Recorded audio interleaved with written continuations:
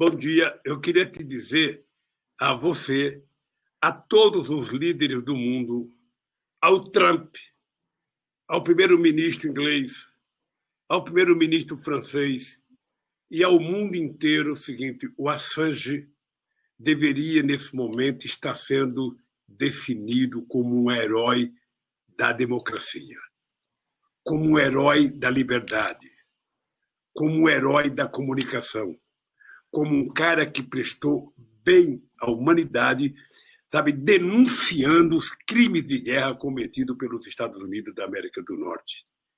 Eu até disse ontem que ele deveria estar sendo votado para ganhar o Prêmio Nobel da Paz. Porque se os democratas do planeta Terra, envolvendo todos os jornalistas, todos os advogados, todo sindicalista, todo político, não tiverem coragem de se manifestar em defesa do Assange, para que ele não seja extraditado, significa que tem muitos democratas mentirosos. Significa que a liberdade de imprensa, tão cantada em versos prosa pelos donos dos grandes jornais, é mentira. Porque o Assange não merece ser punido. O Assange merece ser reconhecido como um homem que prestou enorme serviço à humanidade, denunciando o genocídio das guerras, denunciando a mentira, a manipulação, às vezes, dos Estados Unidos, o maior território. O Assange não pode ser extraditado se as pessoas acreditarem em democracia. Sabe? Porque os jornais que deram a notícia não foram processados. Não foi preso nenhum dono de jornal. Como é que pode um jornalista ser preso e condenado por prestar informação que todos os jornais defendem? Cadê a Associação dos Jornalistas Norte-Americanos? Cadê a Associação dos Jornalistas Ingleses? Cadê a Associação dos Jornalistas Franceses? Cadê as ordens dos advogados? Cadê o Conselho de Direitos Humanos da ONU? É preciso todo mundo sair do armário e defender o Assange. Se a gente quiser continuar acreditando e defendendo liberdade de imprensa, liberdade de informação, liberdade de comunicação. É isso. Portanto, o Assange precisa ser defendido por todos nós que amamos a democracia, que amamos a liberdade de imprensa, que amamos a liberdade sindical, que amamos a liberdade de organização. Liberdade não tem adjetivos. Ou é liberdade ou não é liberdade. E o Assange prestou serviços à humanidade. Ele não prestou desserviço. Aquela informação de um helicóptero americano matando pessoas civis no Iraque, inclusive 2 jornalistas da Reuters, sabe? Aquilo, o Assange deveria estar sendo premiado por ter feito aquilo. Então eu espero que o povo inglês, que o povo francês, que o povo americano não permita mais essa atrocidade. Welcome to this special edition of CN Live, Political Leaders Speak Out for Assange. I'm Joe Loria, Editor-in-Chief of Consortium News. Today we're bringing you breaking news that over 100 politicians from 27 countries, including 13 current and former heads of state, have appealed to the UK government to halt Julian Assange's extradition proceedings and grant his immediate freedom. As Assange fights US extradition at the Old Bailey in London, the politicians have joined 189 independent international lawyers, judges, legal academics, and lawyers' associations by endorsing their open letter to the British government denouncing the illegality of the extradition proceedings. Politicians endorsing the call to free Assange include Jeremy Corbyn, former Labour leader of the United Kingdom, former Prime Minister of Spain, Luis Zapatero, several members of the European Parliament, former presidents of Brazil, Lula da Silva, who you just heard from, and Dilma Rousseff, a former Deputy Prime Minister of Australia, and Australian parliamentarians from the cross-party parliamentary group to free Assange. Joining us today is Greg Barnes, a barrister and advisor to the Australian Assange campaign, Polona Florojancic, the originator of the lawyer's letter to the UK government, Tony Kevin, former Australian ambassador to Poland and Cambodia, and Arthur Chesterfield Evans, a former member of the Legislative Council of New South Wales Parliament and a signatory to the politician's endorsement. First, we'll hear from Greg Barnes, who will give us an overview of Julian Assange's case to date, and then Polona will update us on the lawyer's letter and the political endorsements. Greg. Thanks, Joe, and good to be with you again. The case is, of course, 2 weeks in now, the extradition proceedings, and I think it's fair to say that the evidence that's been presented by the London legal team has been, firstly, very well presented, and secondly, very powerful. Particularly good in the sense of putting to bed the myths about the Assange case, two of which have been peddled by governments and used, particularly in Australia, for example, as an excuse not to do anything to assist Assange. That is, that he put lives at risk as a result of the material that was published in 2010, 2011, which of course is not the case. But the second point, of course, is that the idea that Assange was doing any more than simply publishing material in the same way that any other journalist might publish material or publisher might publish material. In other words, acting very much in accordance with the way in which that line of journalism works and that line of publishing works. The difficulty with the case, of course, is that the threshold for extradition is quite low.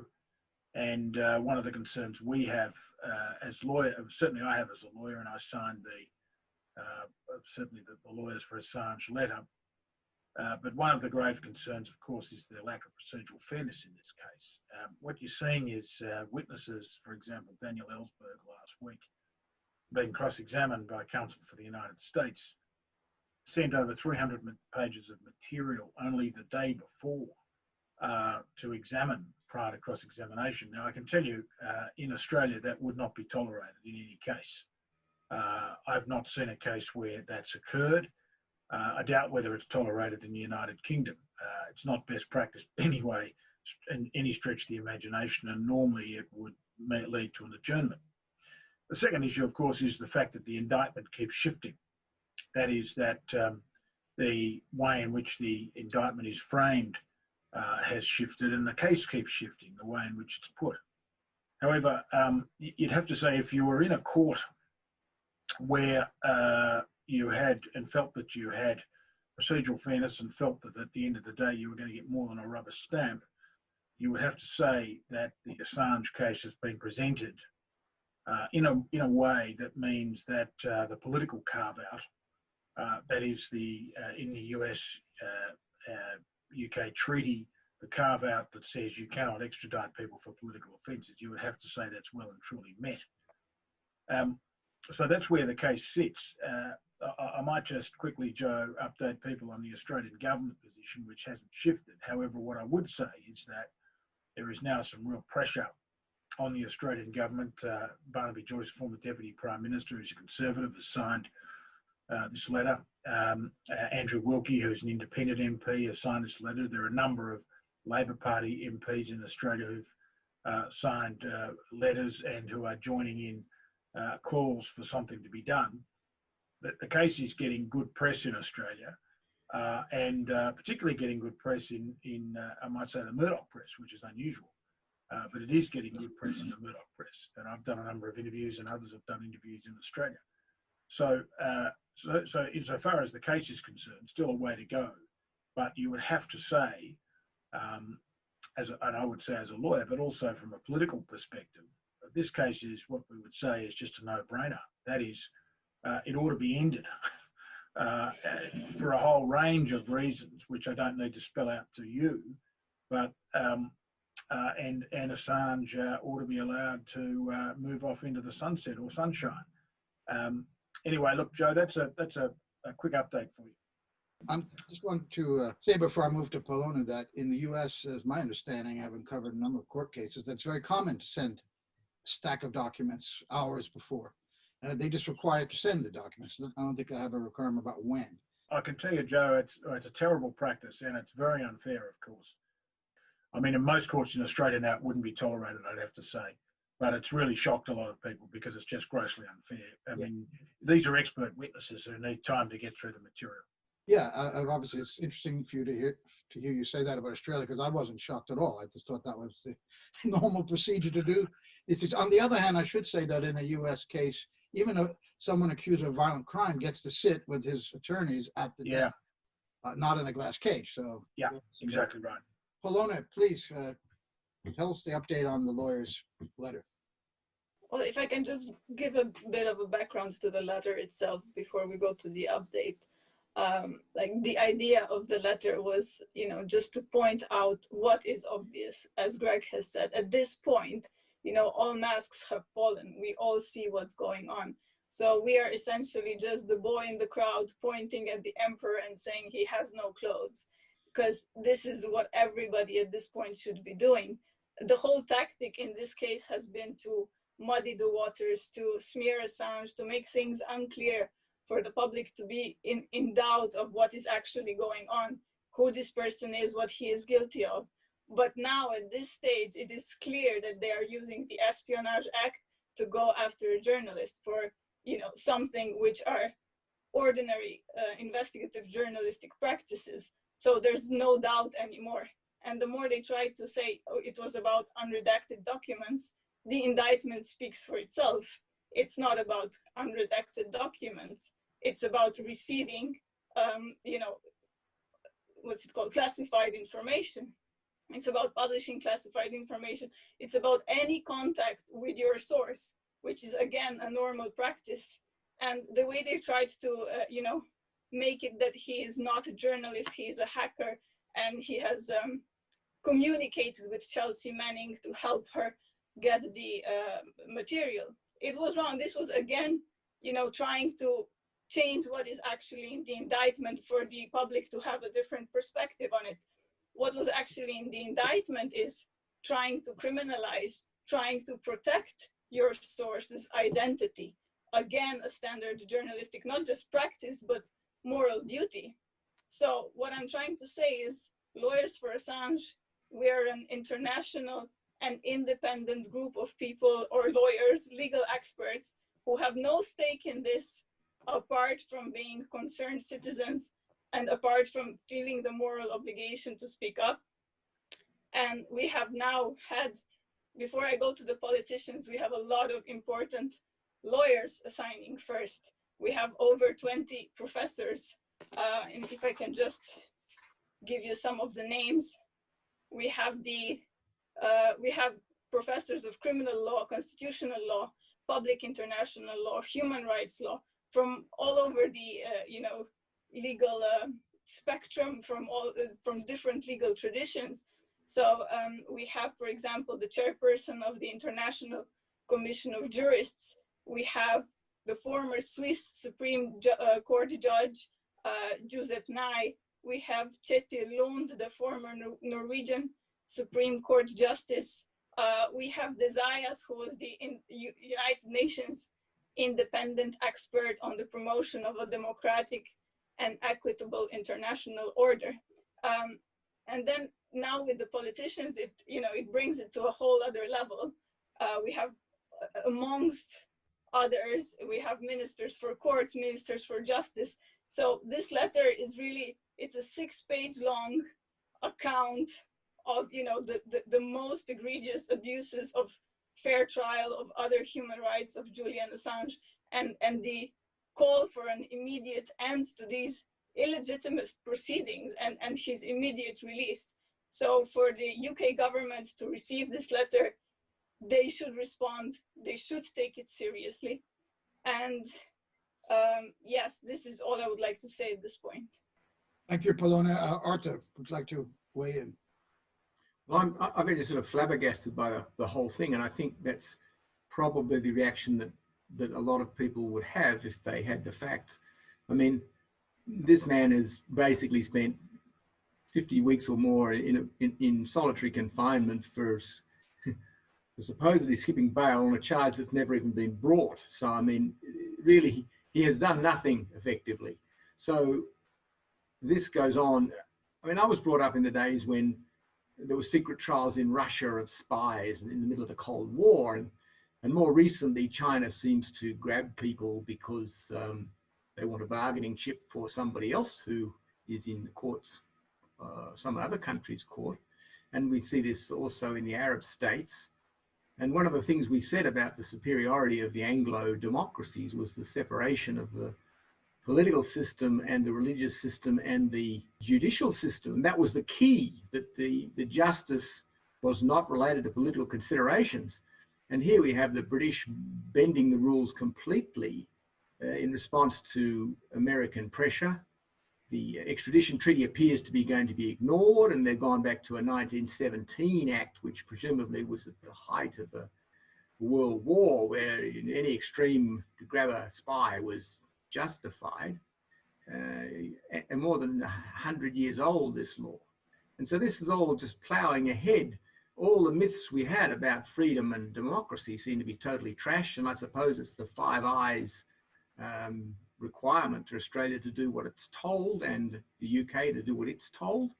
And the new paradigm, which the Russians say we can kill somebody anywhere, the Chinese seem to be saying the same thing, and now the Americans are saying, you know, our law applies everywhere in the world, doesn't matter what jurisdiction it is, our laws apply. So, and then the British roll over and say, okay, well, if your laws apply everywhere, they apply here, so here's whoever you want. Are they going to say the same when the Russians ask for someone or the Chinese ask for someone, or is it just completely political and in no way related to human rights?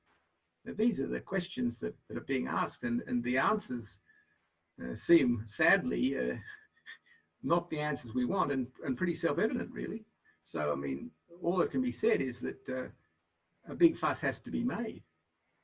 Thank you, Arthur, for that intervention. Tony, Kevin. How are you, Tony? As an Australian and as a former diplomat, I'm absolutely flabbergasted at what's been happening in London in the last 2 or 3 weeks. It is horrifying.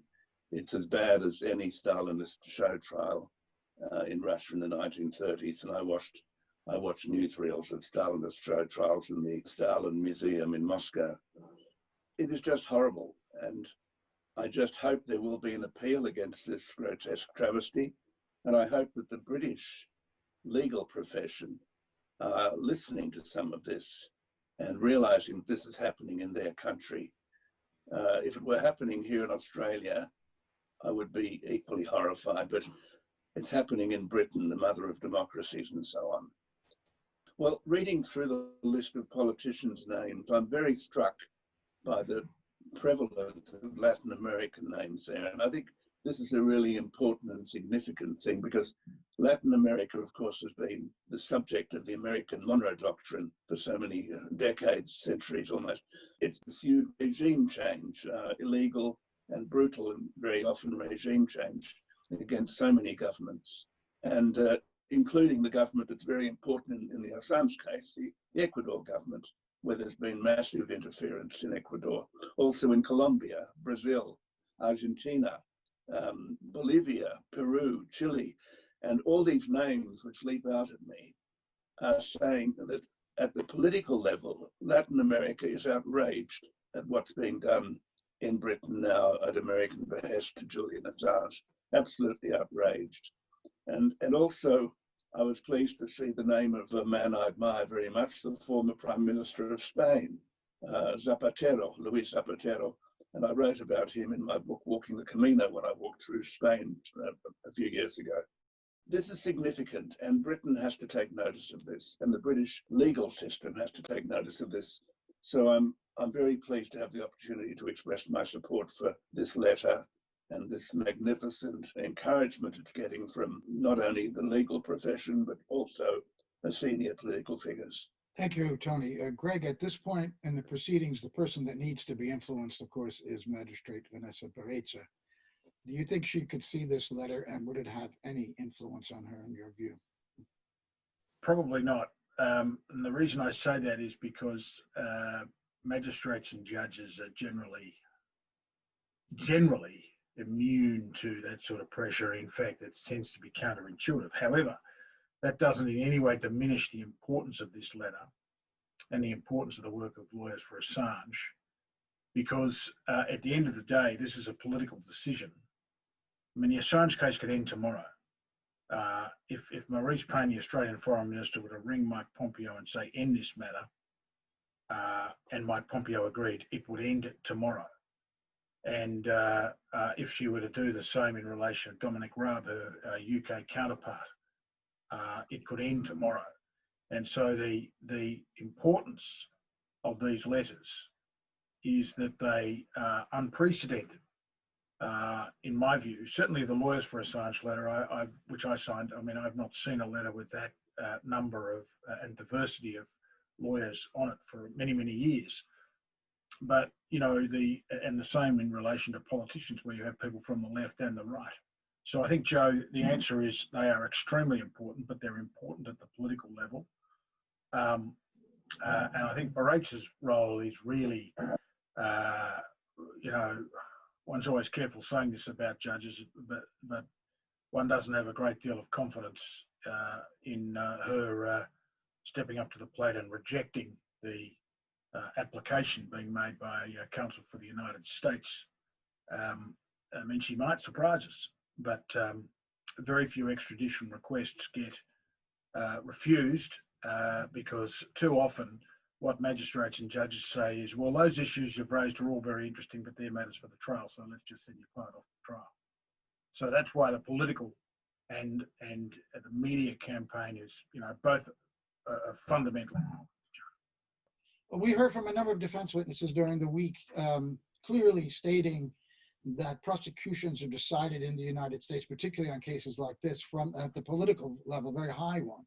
That in fact, someone read out a memo from Attorney General William Barr in which he espoused this unitary executive theory, which is that the president is the one in this case to decide who gets prosecuted and who doesn't. I mean, these are like king-like powers that should not have any place in a so-called democracy. So my question is, I don't know if you know that much about what's going on in Britain, but is there such political influence over prosecution, or in this case, an extradition that could be applied behind the scenes and against all rules that one would hope would be in place, that could happen in Britain as well? I hate to say it, but I think that the Director of Public Prosecutions, although not directly involved in this case, of course, it's more the Secretary of State for the Foreign Secretary. But, you know, these cases are inherently political, Joe. I think the real fear is in the United States, though, that there's no public interest in this prosecution, none whatsoever. That's usually the test for prosecutors. Where is the public interest? There is no public interest in this case on any reasonable examination of that concept of prosecutorial discretion. In the UK, though, I think that there is a tendency to rubber stamp these types of proceedings. In other words, to sit there, pretend that it's being taken seriously by the bench, but in effect just to rubber stamp it and get it out of the UK legal system as quickly as possible. Thank you, Greg. Well, so my understanding is that this is all your idea, right? That you're responsible for this letter. How did you get this idea? Why did you get it? And how difficult was it for you to put all this together? It was not difficult. If you look, you can find it's not hidden anymore. Like I said, if anyone took interest, which not enough people are taking interest, especially not the mainstream media, which should be taking the main interest. But yes, it's not hidden. You can find these things, despite the court making it very difficult to observe proceedings. You know, they're keeping out as many people as possible. And we've seen now even, you know, Amnesty International has been denied observer status. And of course, Lawyers for Assange also applied, we didn't get it. But still, we have Craig Murray always, you know, giving very detailed accounts of what's going on in the courtroom. And we know from the UN rapporteur on torture, we know the torture that's been going on. So again, it's not hidden. How I came to the idea, I have to really give thanks to Doctors for Assange, because they were the ones coming to all the, you know, public speeches, and they were saying we need something like this also for lawyers, the same kind of initiative. So the idea came from them, and the idea for Doctors for Assange came from a father and the son saying we have to do something. So this is really normal people coming together. Yes, now we have incredible names endorsing us, which is wonderful, but it just goes to show that normal, ordinary people can do something if they stand together and, not be divided and being afraid of the state.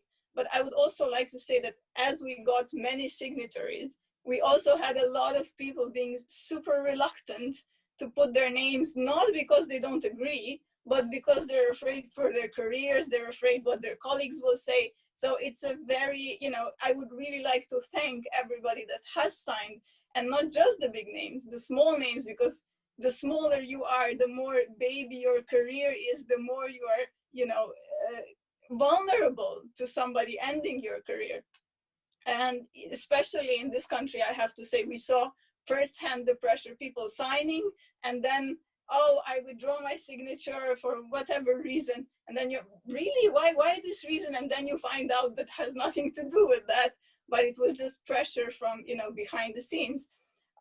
So yes, what else I wanted to say? I just wanted to comment on, all the South American signatories. In South America, lawfare is something very common. And this is essentially what's going on in the Assange case. All the different laws are being used, but essentially it has nothing to do with the law.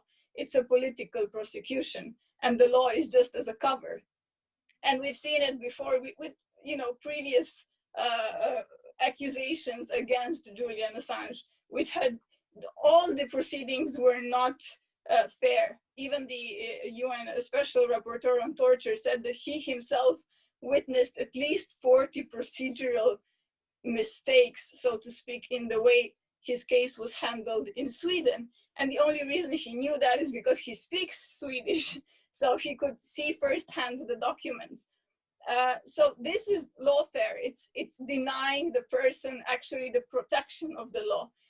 The right of the freedom of press is protected by the First Amendment in the United States, is protected by the European Convention of Human Rights, is protected by the Human Rights Act in the UK, but it's completely ignored in this case. So we are going to Espionage Act or the British equivalent of this act, which are extremely problematic, unconstitutional, against human rights, and we're just clinging on to these acts which have no public interest exceptions to them, and saying, oh, this is now legal and legitimate proceeding. It's not. It's against fundamental human rights. And if I can quote one of the professors of law who has signed of constitutional law, his name is Andreas Teršek from Slovenia. So this is not just about freedom of the press. This is about the right to dignity, the right of all of us to think, to act as political creatures, as political animals, as Aristotle would put it. So this is a really, really fundamental question of democracy, of being able to know what is going on and being able to act accordingly, not being in the dark and just going to vote for one or the other candidate, but knowing nothing what is actually going on behind the scenes. So yeah, I hope that answers your question. It does. I wanted Alter and Tony to weigh in, but I just had another mundane question about the process. Did you actually approach these leaders yourself? Did you write to Jeremy Corbyn's office, to President Dilma Rousseff, to Lula? How did that happen? Me personally, This is a group effort. Yeah. I just wrote the letter and with the help of another member of our team. But collecting the signatories, anyone who knew how to approach anyone joined the effort. So this is definitely not just my effort. There's many people involved in collecting the signatories. I approached the Slovenian ones, others approached others. So yeah, it's not on me. I don't want to take credit for that by any means. Okay, good. I'm glad we got that clear. But I do curious that there's only a couple of U.S. politicians on there.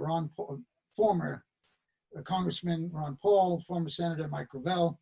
Do you know if any other Americans were approached? I mean, we got Jeremy Corbyn. One might think Bernie Sanders may have signed this, or Tulsi Gabbard. Bernie Sanders has previously, not given his support. So I wouldn't have expected him to sign.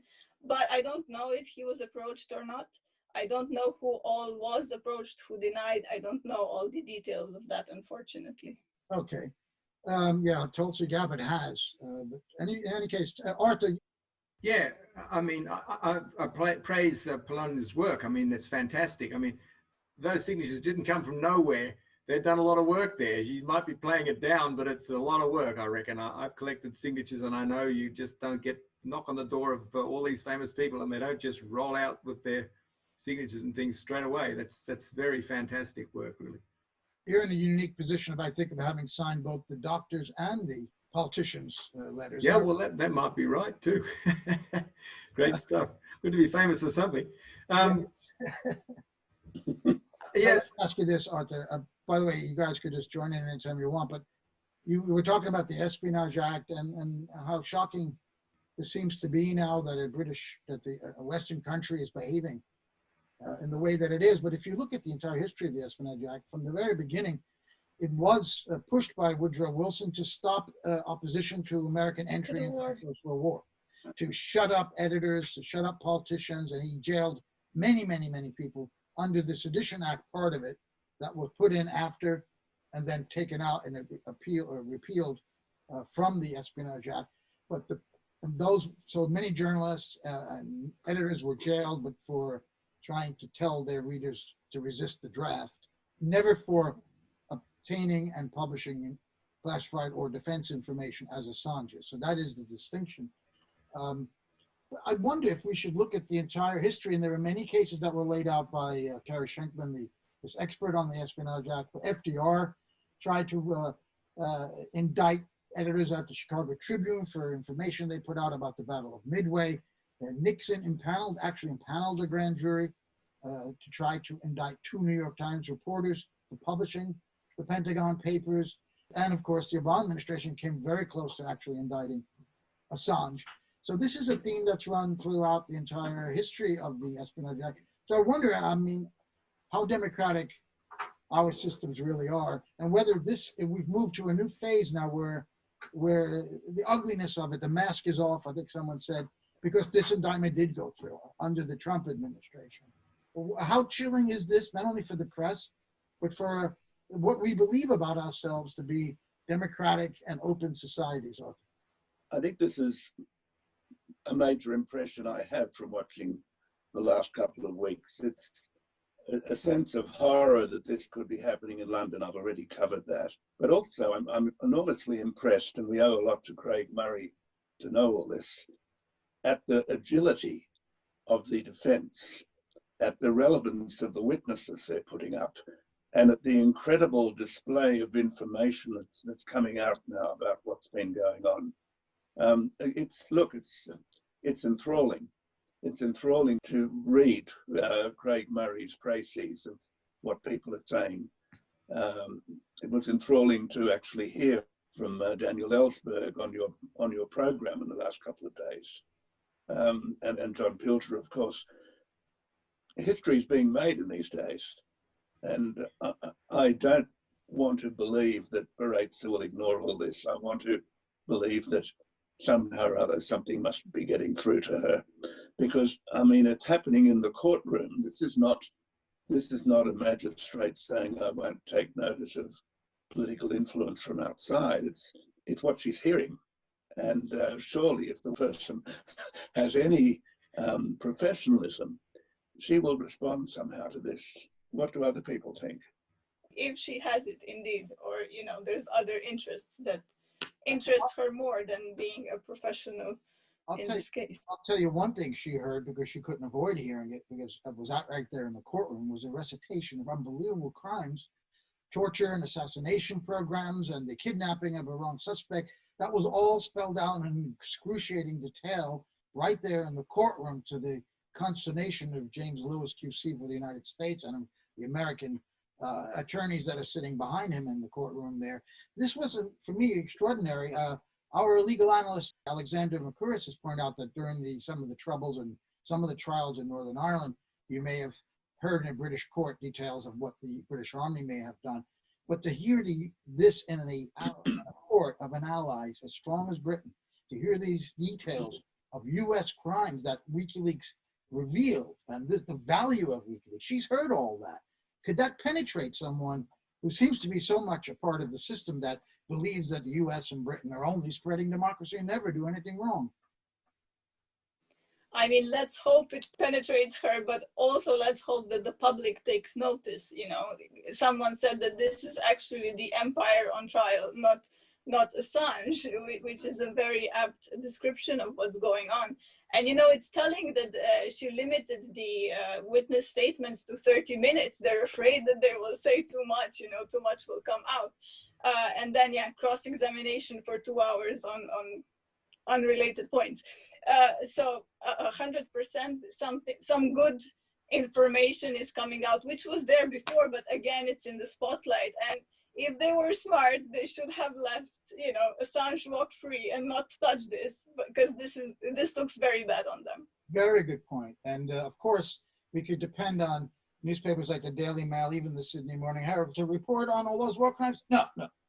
An outburst from Julian Assange. That's the big story, isn't it? It's extraordinary. And, you know, in terms of the mainstream media, the way they framed the deal, which was given to or suggested to Assange, you know, to say who leaked the emails before the election, and that this would get him a pardon. And the way the media framed it, that they were asking him to cover up the Russia collusion. Yes. It's completely misrepresenting what actually happened. So it's, again, you know, lies upon lies upon lies upon manipulations of the public of what's actually happening. So it's truly sad, but we have to at every step counter the manipulations. One of the interesting things that came out, there was a fellow who was with Assange when he was negotiating with the newspapers. And in fact, they wanted him to publish just before they did, so that they were only republishing. And then he realized that he would take the dump for the whole world personally. He didn't actually publish it. And so they, of course, were committed to their deadlines. Their presses were rolling. They couldn't stop. And they actually published it before he did. Now, no one has actually brought up this. If you want to be technical about it, he didn't publish it after all these big newspapers. I think the Guardian, the New York Times had published it, and I think one in Germany as well. No one said, hey, you guys, you did it. You know, we'll take on the big guys. No, we're going to take on the little guy and destroy him, because the little guy is where it comes from in the end, you know. And he's had so little support from these people who, of course, had huge publicity and presumably large revenues from his story. So, I mean, it's a story of cowardice very badly. Indeed. In terms of influencing the magistrate, the myth is, I suppose, or if it's perhaps it's true or perhaps it's good, that judges are only supposed to act on what happens as evidence in their court. They're not supposed to be influenced by any other outside thing, the publicity, the front page of the paper, what the politicians say, anything else, right? So technically what we are doing is not supposed to influence the magistrate, only what's being done in the court, and that evidence that is so impressive should influence her. But it would seem that what's actually influencing her horrendously well is the political feed, which she's not supposed to have any knowledge of or concern about. The first time Assange appeared before Judge Snow, the judge called him a narcissist who cannot go beyond his, what's it called, selfish interests. But to say that to the person who for the first time appears in your court, what does that tell you about being influenced from the smear campaign, you know, before that? This is not an impartial or impartially acting judge. This is just ridiculous. Yeah. Well, it's also absurd to say that someone who's published something at huge personal risk for the good of the world is a narcissist. I mean, hello, we need a few more narcissists if that's the case. If those were narcissists, yeah, bring them on. Could I come in and recall something that impressed me enormously in the last 2 days? When Assange burst out from his glass cage, I will not have the evidence of a victim of torture suppressed. gosh, that was a wonderful moment. And it showed he'd been following the process in great detail. And it showed that he was prepared to risk being silenced by the magistrate, because she threatened to several times. But this was such an important point. It was about al-Masri. After, we were learning, or we subsequently learned through the solicitor reading it out, the terrible things that were done to al-Masri, an innocent man. And here's Assange risking his own welfare for another person. So this man is not a narcissist, he's a hero. The opposite of a narcissist, yeah.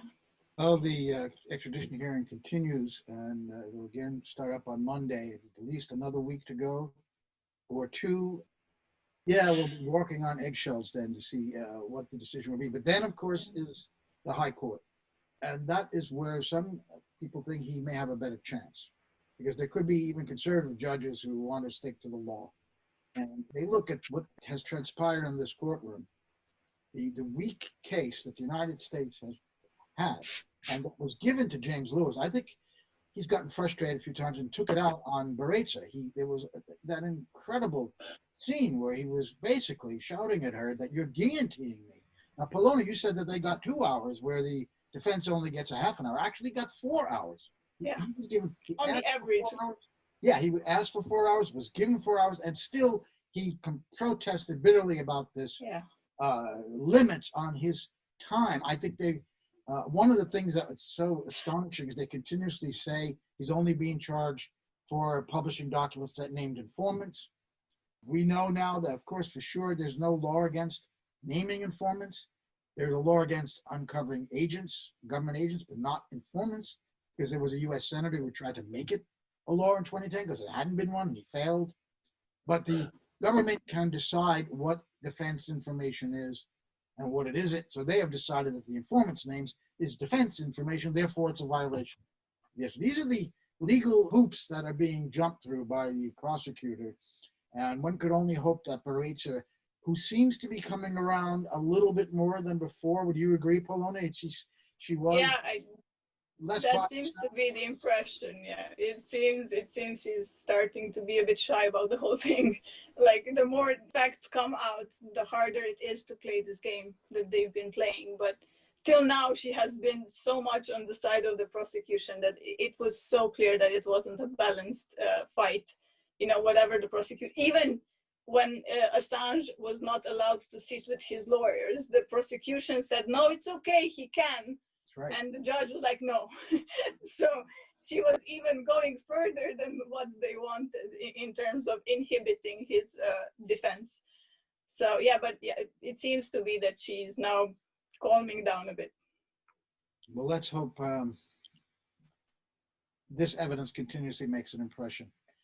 Let's meet again sometime and reassess what's going on in this case. And Polona, thank you for all your efforts. And that, Arthur, thank you for joining us to give us your input. And Tony as well. You're absolutely right. That was a powerful moment that Julian Assange brought to the court. And it was interesting because when he said that it will not stand that the testimony of a torture will be suppressed, well, she didn't tell him, if you do that again, I'll kick you out. She just asked him that, sit down. And then she allowed the evidence to at least be read in great detail by Mark Summers, the defense attorney. So again, thank you to everyone. And thank you. See you again next Saturday. And don't forget to watch my daily video reports from the courtroom, as Consortium News has video access and is watching every moment of this extraordinary extradition hearing. You can also follow our live tweets on Consortium News and our live updates on the website, which, by the way, come out before Craig Murray's story. But Craig's very detailed because he seems to have access to some maybe the transcript, it looks like, which I don't think is a problem, and hope it doesn't become one. Again, thank you all for joining us. This is Joe Loria for CN Live.